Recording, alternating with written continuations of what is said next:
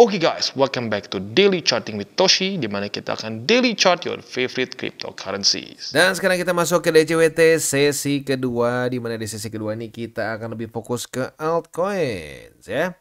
Sebelum kita mulai, seperti biasa gue ingatkan, salah satu cara termudah dan termurah untuk bisa mendukung TC adalah dengan cara mempost bentar videonya dan like our video ya. Oke, nah hari ini jangan lupa akan keluar beberapa data penting dari US ya. Yang paling mungkin harus gue highlight adalah initial jobless claim ya, yaitu ini tentunya akan menjadi salah satu pertimbangan utama dari the Feds. Ini mau gimana ya? Apakah mau terus dipertahankan interest rate tinggi atau seperti apa ya? Lalu juga nanti jam 9 kurang 15 akan ada S&P Global US Manufacturing PMI maupun maupun Global Services PMI begitu. Dan malamnya nanti ditutup jam 9 ada new home sales. Jadi ingat, hari ini kemungkinan besar akan ada pergerakan. Kemana? Ya bukan dewa, bukan dukun ya, kita lihat datanya. Datanya says what gitu ya. Nah, masih ada beberapa yang nanya, Bang, kenapa resiko resesi ini mengerikan dan ada bukti nggak sih Bang ya? Nah, kalau kita ngomongin soal bukti, sebenarnya sih ya ini bisa dibilang satu bukti, bisa juga dibilang satu indikasi lah ya. Gue nggak mau ngomong bukti lah, gue ngomong lebih ke indikasi ya. Di tahun lalu ya, si Warren Buffett yaitu menjual 28,7 miliar US dollars stocks ya, saham dia dijual, berbagai macam saham yang dia pegang senilai 28,7 miliar US dollars. Dan tentunya saat Warren Buffett mulai offloading his stocks ya, orang-orang banyak yang waduh, kenapa ya? Nah, yang ngebahas di sini adalah Steve H. Hanke, yaitu Professor of Applied Economics di Johns Hopkins University. Dia ini dulu ada di dalam economic advisors-nya zaman Ronald Reagan ya. Berarti udah lumayan tua juga dia ya, si Hanke ini ya. Nah, dia bilang ini si Buffett sendiri dan juga si Berkshire Hathaway ini recently baru saja lightening up on stocks, berarti ngejual ya stocks dan akumulasi cash sebesar totalnya kalau ditambah dengan Berkshire Hathaway itu sebesar 157 miliar US dollars. Tentunya itu bukan jumlah yang kecil ya. Nah, menurut dia penyebabnya adalah the fact that stocks are relatively pricey. Ini 2023 loh, 2023 Desember ya. Itu tuh bisa dibilang S&P udah sekarang new all time high. Tetapi Warren Buffett offloading stocks. Kenapa ya? Nah, ini salah satu yang makanya gue selalu bilang pertimbangkan ada resiko resesi ya. Nah, jadi dia bilang gini, menurut Hanke dia bilang ini adalah salah satu crucial sign dari recession is right around the corner. Artinya resesi sudah dekat menurut dia. Nah, money supply dari United States atau simpelnya di measure dalam bentuk M2 ya, ini contracting sejak Juli 2022 ya. Dan sekarang drop like a stone menurut dia ya. Sejak tahun lalu money supply US ini sudah contracted sebesar 3,3%. Nah, dari data yang Hanke kasih di sini, secara historically ada 4 periods di US, 1920 sampai 21, 1929 sampai 33, 1937 sampai 38, dan yang terakhir 1948 sampai 49, di mana money supply ini contraction dengan lumayan signifikan. Nah, setelah dari 4 episode yang dibilang di sini, ada resesi selanjutnya. Begitu. Jadi the current monetary contraction is clearly going to lead to precisely what monetary contraction always lead to, recession. Begitu. Jadi makanya gue bukan bilang si Hanke ini dewa, dia pasti tahu semua, Warren Buffett pasti benar. Enggak seperti itu. Tetapi kita sebagai seorang investor ya, dan yang seperti yang gue sudah sering bahas juga sebelum-sebelumnya ya, faktanya interest rate di US ini 23 tahun belum pernah selama ini di hold setinggi ini, di 5,5% ya. Jadi it's been quite a long time. Kalau kita cek di sini ya, berarti dari Juli 2023 sampai sekarang udah 281 hari ya. That's a long time ya. Dibandingkan dengan yang sebelumnya, waktu kita terjadi resesi terakhir kali di sini, ini di hold di angka cuma berapa nih? 2,5%, dan itu pun di hold nggak terlalu lama ya. Ini di hold cuma berapa nih? Kasarnya tuh 100 hari gitu. Ini udah double-nya gitu. Jadi ya intinya gini. resiko itu akan selalu ada dalam hal apapun ya. Nah ini resikonya ya lu bisa lihat sendiri. Ini bukan resiko yang ya nggak usah terlalu dipikirin lah gitu. Kalau resiko misalkan gini, lu resiko naik sepeda jatuh ya oke lah, nggak terlalu masalah. Tapi ini resikonya ngomongin soal kalau resesi ini bisa ngedam. Dan ngedamnya separah apa? Ya lagi-lagi ya. Kalau kita mau ngomong persentase dari cycle kemarin 70%-an. Tapi ya to be fair, ini market cap-nya kalau kita bulatkan lah ya, kita bulatkan ke bawah, ini berarti cuma 1/7. Jadi sekarang tuh udah 7 kali lebih besar market cap-nya dibandingkan 2019. Maka dari itu biasanya market cap lebih tinggi akan cenderung lebih tidak volatile. Ya, jadi anggaplah misalkan nggak 70%. Yang paling dekat sama market cap sekarang mana? Di sini. Ini tuh drop bukan gara-gara resesi. Ya tapi ini yang paling dekat market cap-nya. Nah ini bisa sampai 50%. Gitu. Jadi makanya kita lebih baik siap-siap kena seperti itu dibandingkan tidak siap sama sekali. Lagi-lagi, gue bukan mau so dukun bilang ini bakal turun. Nggak tahu. Gue akan bilang dengan sangat jelas, gue nggak tahu ini apakah akan resesi atau tidak. Tidak semudah itu gitu. Jadi jangan sampai gampang percaya ada orang ngomong pasti resesi atau kebalikannya pasti tidak akan terjadi. Karena faktanya we just don't know. Dan rata-rata otak kita gitu tidak akan cukup kuat untuk research panjang banget sampai bisa menemukan satu jawaban yang pasti gitu. Maka dari itu, cara terbaiknya apa? Nggak usah ambil pusing. Kejadian nggak? Ya siap-siap aja. Kalau sampai kejadian, pastikan lu masih punya peluru kalau sampai dia lanjut ke bawah. Atau, ya even worse, jangan sampai posisi lu yang udah nyangkut, misalkan gitu ya. Kalau lu all in di sini gitu. Nah, pastikan kalau sampai lu nyangkut, bisa bertahan sampai dia bounce lagi. Begitu, karena jangan sampai berpikir bahwa, oh Bang Toshi mikir kayaknya ini masuk bear market kayak di sini. Tidak. Menurut gua, kalau sampai resesi itu bukan kayak bear market setahun di sini. Menurut gua tuh akan lebih kayak gini nih. Ya. Summer lull, di mana di sini akan membuang banyak orang-orang yang terlalu overconfidence ya dengan bullish momentum. Sama kayak di sini deh. Di sini banyak orang bilang, wah Bitcoin bentar lagi all time high. Waktu di zaman sini ya, sekarang sih udah duluan. Nah, wah all time high, bakal gini.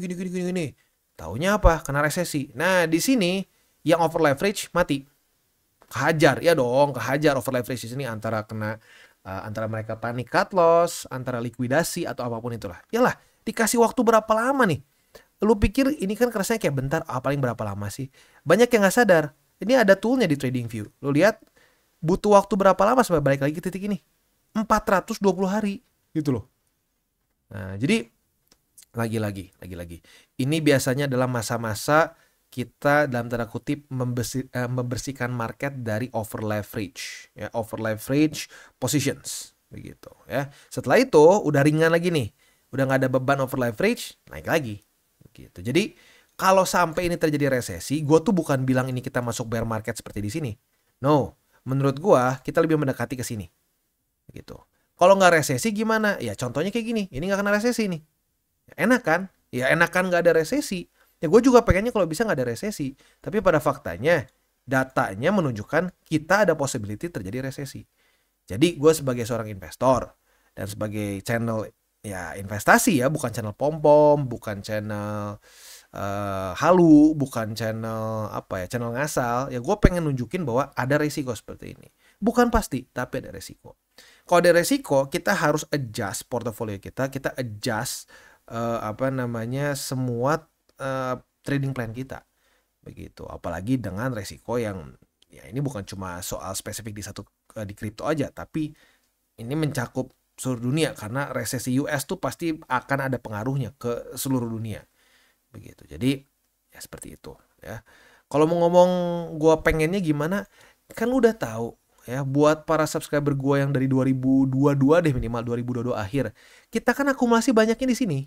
BTC gue tuh paling banyak akumulasi di daerah sini. Ini sampai sini nih. Sampai ya mungkin 20.000 nyaris 30.000. Tapi kalau mau ngomong lebih banyak sih 20 ribuan. 15 ada, 20 ada gitu. Nah jadi ya kalau gue mau ngomong gue pengennya kayak apa nih, nggak pakai data, nggak usah pakai otak gitu ya, gue pengennya gini, gue pengen nih sekarang ngepam sampai 500.000 kalau perlu sampai 1 juta gitu ya. Kalau sampai 1 juta gue udah kaya, tajir melintir gila udah gitu ya. Ya tapi faktanya ada resiko. Nah ada resiko kita harus pertimbangkan. Jadi balik lagi, bukan ngedukun, bukan so tahu, tapi ya Ya, kalau lu misalkan, wah, tau dari mana lu? Dari si Hengki. Aduh, kok si Hengki jadi kedengarannya kayak ini ya. Ini ya, Steve H. Hanke di sini bacanya ya. Ya gue nggak tahu sini, kayaknya harus baca Hanke sih. Nah, jadi gitu ya. Dan ya lagi-lagi gue bukan bilang Hanke pasti benar atau Warren Buffett pasti benar gitu ya. Tapi kita lebih baik mempersiapkan diri gitu. Kalau sampai terjadi the worst case scenario seperti itu. Sama seperti analogi boxing yang sering gue bilang ya. Pukulan yang bikin lu KO tuh kadang-kadang bukan pukulan paling kuat. Tapi pukulan yang lu nggak lihat datang. You didn't even see it coming gitu. Tiba-tiba bam. Dia nggak sadar. Gue pingsan. Gue KO. Kok bisa gitu? Ya karena dia nggak ngelihat ada pukulan seperti itu. Nah sama. Menurut gue yang bikin lu KO. KO-nya di market apa sih? Cut loss, liquid, apalagi. Ya itulah dua itulah. KO-nya itu adalah liquid atau cut loss. Ya itu adalah lu nggak siap dengan potensi bisa drop parah begitu. Tapi kalau lu siap, lu bisa ya pusing, mungkin pusing, mual-mual sedikit ya. Tapi yang nggak KO gitu, nggak kehilangan kesadaran begitu. Jadi lagi-lagi itu dia. Itu yang ingin gua omongin lah gitu. Karena ada beberapa yang masih nanya, "Bang, emang resesi pasti?" Pasti. Nggak ada yang pasti. Tapi kita punya beberapa data yang lebih baik atau beberapa data yang menunjukkan lebih baik mempersiapkan possibility itu. Gitu ya. Oke, nah sekarang kita balik lagi ke apa namanya? Kita balik lagi ke economic calendar ya. Jadi tadi kan gue ingetin ada beberapa data penting. Terutama data ini ya, data initial jobless claim. Dah, sisanya kita masuk lagi ke roster hari ini. Ada Solana, Matic, Manta, QNT, dan ENA. Sebelum kita masuk, disclaimer dulu bahwa semua konten di TCI bukanlah financial advice. Ini semua bentuknya adalah edukasi. Lalu bagaimana cara untuk mendukung TCI? Ada banyak caranya. Lu bisa like our video, bisa share our video, atau juga bisa menggunakan link referral kita di bawah. Nah sekarang kita akan dengar dulu pesan-pesan dari sponsor kita pada hari ini. Oke, today's video is brought to you by Gate.io. Dan gak kerasa, Gate.io sudah berumur 11 tahun. Berarti dari 2013. Banyak yang gak sadar, sebenarnya Gate.io ini salah satu exchanger kripto yang OG ya, udah sangat tua ya. Ya at least dalam crypto industry ya, karena Bitcoin aja baru dari 2008-2009 technically speaking ya. Nah, di sini tentunya di ulang tahun ke-11-nya mereka mengadakan event ya. Eventnya apa aja? Ada berbagai macam hal yang kita bisa dapatkan ya. Kita ambil contoh. Pertama di sini itu akan ada ini kita bisa mendapatkan anniversary gifts ya. Di sini dengan kita send greetings ya, kita login ke event page ya, lalu send anniversary team greetings untuk ke Gate.io dari edit box. Dan semakin banyak likes ya, semakin besar juga chance kita untuk memenangkan exclusive merch ya. Seperti contoh di sini ada Gate.io mechanical keyboard atau mouse combo. Ini dari 1 sampai 5 greetings yang most like ya. Top 1 sampai 5, lalu top 6 sampai 15 lu bisa mendapatkan skateboard dan baseball cap. Dan terus ya, di sini ada sports bottle, t-shirt, dan seterusnya. Detailsnya seperti ini requirement-nya ya. Lu top 1 sampai 5, 6 sampai 15, dan seterusnya. Yang kedua adalah claim anniversary merchandise lagi dengan cara login ke event page-nya. Lalu user punya satu chance untuk draw exclusive merch ya. Dan tentunya buat ikut di sini harus deposit no less than 500 USD ya, dan hold at least 11 days ya, sesuai dengan ulang tahunnya 11 tahun. Ini lu holdnya cuma 11 hari aja, nggak usah 11 tahun ya. Nah di sini lu bisa memenangkan berbagai macam hadiah seperti iPhone 15 Pro Max, ada MacBook, dan iPad. Tapi ini bentuknya apa? Ini lucky draw ya. Jadi buat lu yang depositnya tidak kurang dari 500 USD dan hold selama minimal 11 hari, lo bisa memenangkan kemungkinan untuk yang mendapatkan itu iPhone 15 Pro Max, MacBook, dan seterusnya. Selanjutnya ada juga play rivalry game ya, di mana kita bisa feast on 100,000 USD treats ya, dan banyak lagi. Di sini bahkan ada juga diskon untuk anniversary deposit dan seterusnya. Buat lo yang tertarik bisa menggunakan link referral kita di bawah, apalagi buat lo yang belum punya akun di Gate.io, karena tentunya ada berbagai macam hal yang kita bisa lakukan di sini, mulai dari beginner sampai ke advance. Jangan lupa untuk trade di Gate.io. Dan kita mulai dengan Solana. Untuk Solana, buy limit pertama tembus, buy limit kedua masih aktif di 169,63, dan buy limit ketiga di MA20 di 158 pas. Yaitu untuk posisi spot di Solana. Untuk posisi futuresnya, retest pertama sudah terjadi di 181,33 sebagai resisten. Apabila pada hari ini terjadi retest kedua, kita langsung bisa buka posisi short dengan target TP di 169,63. Next kita masuk ke Matic. Untuk Matic dia technically speaking jebol ya. Untuk Matic dia technically speaking jebol dari buy limit kedua berarti ya. Buy limit kedua jebol, jadi yang tinggal tersisa adalah buy limit ketiga di 0,7. Itu untuk posisi spot di Polygon Matic. Untuk posisi futuresnya kita udah lumayan lama nggak bahas ya. Jadi sekarang posisinya nanggung, kita lihat besok pagi. Kalau daily close-nya di bawah dari MA50, kita bisa limit posisi short di MA50. Retest kedua otomatis kebuka posisi shortnya dan target TP di 0,7359. Sementara untuk posisi longnya, kayaknya skip dulu karena mepet ya. Kalau sampai posisi shortnya kebuka, kena target TP, MA50-nya kayaknya udah terlalu dekat sama struktur support. Jadi kita pending dulu aja ya. Next kita masuk ke Manta. Untuk Manta kemarin ada yang sempat nanya, Bang lagi, Bang, ini engulfing, apakah ini bottom dari Manta? Gini guys, engulfing itu bisa menjadi satu pattern reversal, benar. Tapi untuk Manta seperti yang gue bahas ya, dia itu permasalahannya itu masih ya, ada kemungkinan catching a falling knife, begitu. Seperti yang gue bilang, dia struktur jebol. Jadi kalau gue pribadi sih support tidak apa ya, nggak cukup data untuk bisa kita bilang oke spotnya. Jadi spot kita jangan dulu akumulasi, kita wait and see dulu aja. Tapi kalau lu memang pencinta mata gila-gilaan ya silakan, itu duit-duit lu juga, terserah lu ya. Kalau menurut gua risk rewardnya nggak terlalu menarik. Tapi kalau memang suka banget ya silakan beli aja gitu, karena lagi-lagi malasnya soalnya gini loh, ini resiko tinggi. Taunya nanti wah dia naik, wah tau gitu beli di sini bang. Ya silakan mau beli ya beli. Tapi kalau gua pribadi sih nggak akan sentuh Manta dalam waktu dekat gitu. Resikonya nggak menarik menurut gua ya. Dan satu lagi, kalau ada yang bilang engulfing ini gini, soalnya ada yang nggak tahu kenapa ya, engulfing ini banyak yang komen kemarin. Engulfing nih pasti balik. Ya ini juga engulfing, tapi nggak balik tuh, malah sempat ngedam lagi. Gitu. Jadi lagi-lagi ini lumayan bagus ya, dia nge-pump 12,88, tetapi belum pasti ini akan benar-benar menjadi bottom dan dia naik lagi ke atas begitu ya. Jadi ya sekarang sih posisi futures dulu aja. Posisi futuresnya retest pertama sudah terjadi di 1,74 sebagai resisten ya. Kita lihat besok. Kalau sampai besok daily close-nya itu masih di bawah dari 1,74, kita bisa limit posisi short. Retest kedua kita otomatis buka posisi shortnya dan target TP kita di MA20 ya. Itu kurang lebih setup untuk posisi short. Untuk posisi longnya tinggal kita balik saja logikanya. Retest 1, retest 2 di MA20 sebagai support, atau bisa juga retest 1, retest 2 di 1,64. Kita bisa buka posisi long dengan target TP kita di 1,74. Next kita masuk ke QNT. Untuk QNT MA20-nya sayangnya gagal dipertahankan. Jadi untuk sekarang buy limit yang tinggal tersisa adalah buy limit terakhir di buy limit kedua, bukan terakhir, kedua di 95,3 ya. Dan buy limit ketiganya masih cukup jauh di bawah di angka 84 pas. Itu untuk posisi spot di QNT. Untuk posisi futuresnya, retest pertama di MA20 sebagai resisten sudah terjadi. Kita lihat besok pagi. Kalau sampai QNT besok pagi daily close-nya masih di bawah dari MA20, kita bisa limit posisi short. Retest kedua di MA20 otomatis kebuka posisi shortnya. Dan target TP kita di 95,3. Begitu. Next masuk ke ENA. Untuk ENA, di sini, saudara, dia itu berhasil bertahan di atas tadi di MA20 ya, which is quite good. Dan untuk sekarang jadinya secara posisi spot berarti buy limit kedua di MA20 baru di retest kemarin di 0,811 dan buy limit ketiga di 0,775.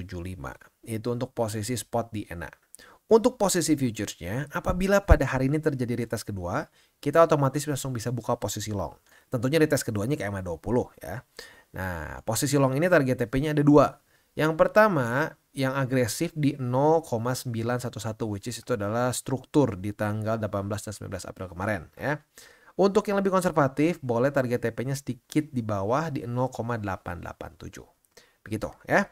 Itu kurang lebih untuk DCWT sesi kedua kita. Seperti biasa gue ingatkan 3 golden rules. Jangan pakai uang panas, jangan over leverage, dan berpikirlah jangka panjang.